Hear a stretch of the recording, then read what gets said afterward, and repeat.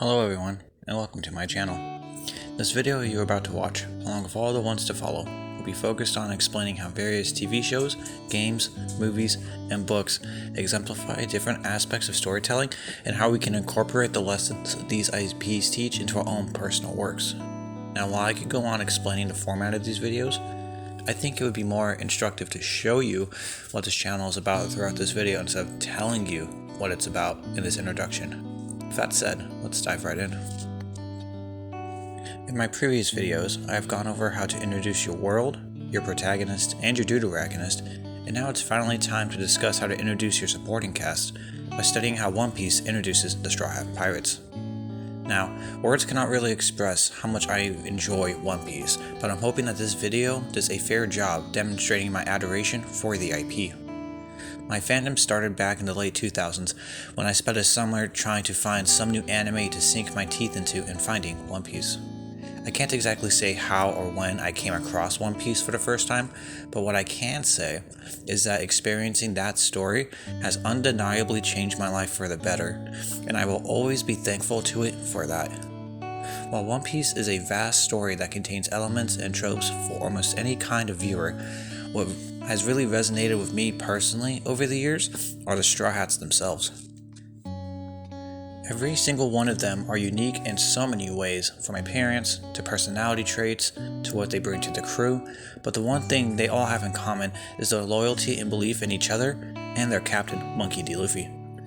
Since I've already covered how to introduce a protagonist in an earlier video, I won't be focusing much on Luffy here, which is painful to say the least because he's my favorite character. Instead, I'm going to spend this video focusing on how One Piece introduces each member of the Straw Hat crew. One final point to mention before I get into the meat of this video, however, is the following.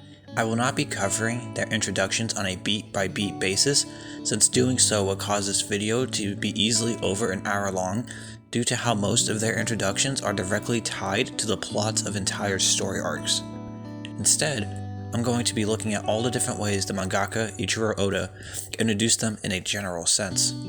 After rereading and rewatching most of the first half of the series again to get a refresher on how we met each member of the Straw Hats, I was able to split their introductions into two main categories, which are as follows.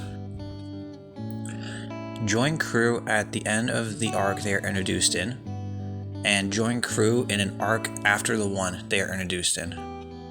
The first category is pretty straightforward, but there are some variations of how the second category plays out, which are introduced as a temporary ally before joining permanently after their personal arc, and introduced as an ally before joining permanently later.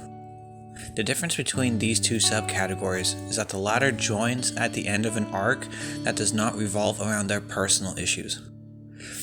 There's another subcategory which is introduced as an antagonist before joining permanently after their personal arc. And then finally, Franky.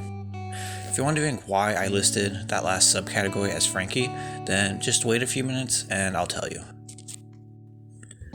Considering that there are 9 characters that I need to talk about in this video, I had to figure out the best way to go about discussing them without this video taking forever, and I decided that the simplest solution would also be the easiest. As a result, I'm going to talk about each member of the crew in the order that they joined, with a couple of exceptions.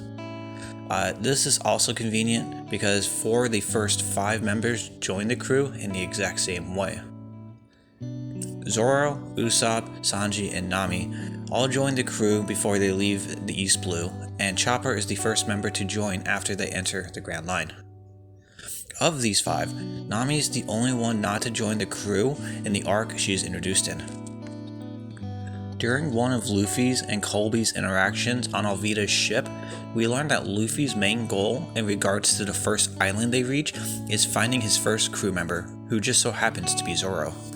After the mini arc with Zoro that ends with him joining the crew, we have Orange Town, which I sadly have to skip over since no one joins the crew in that arc. But after that is the events of Syrup Village, where we are introduced to Usopp. And like with Zoro, once the plot of that island is wrapped up, Usopp becomes a member. The same happens with Sanji during the Baratie arc.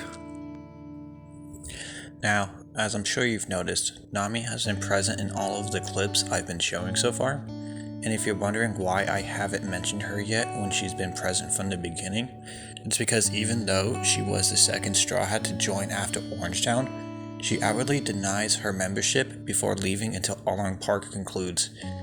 It's this denial and leaving that made me say that no one joined the crew after Orangetown.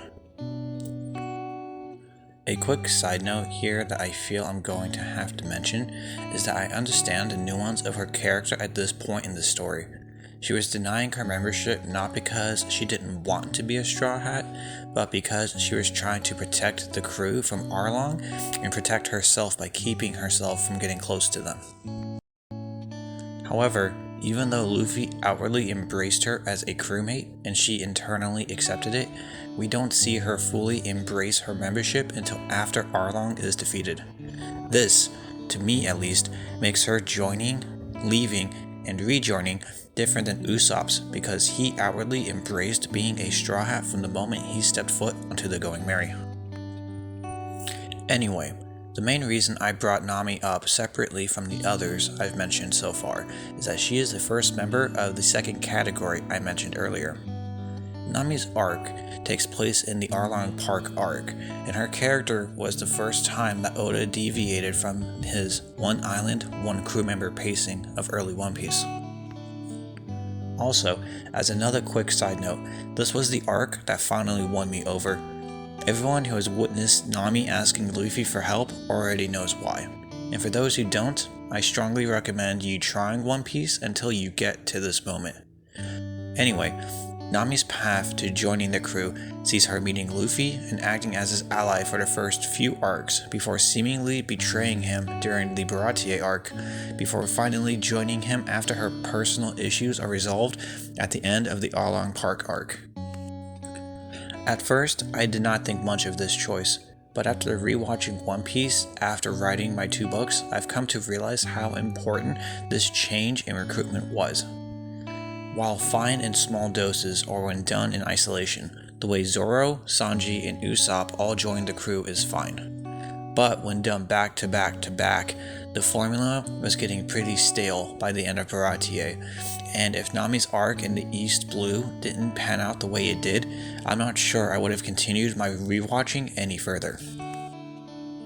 Especially because the next crew member, Chopper, joins when the plot of the island we meet him on concludes, which again makes for 4 of the first 5 members joining in essentially the same way.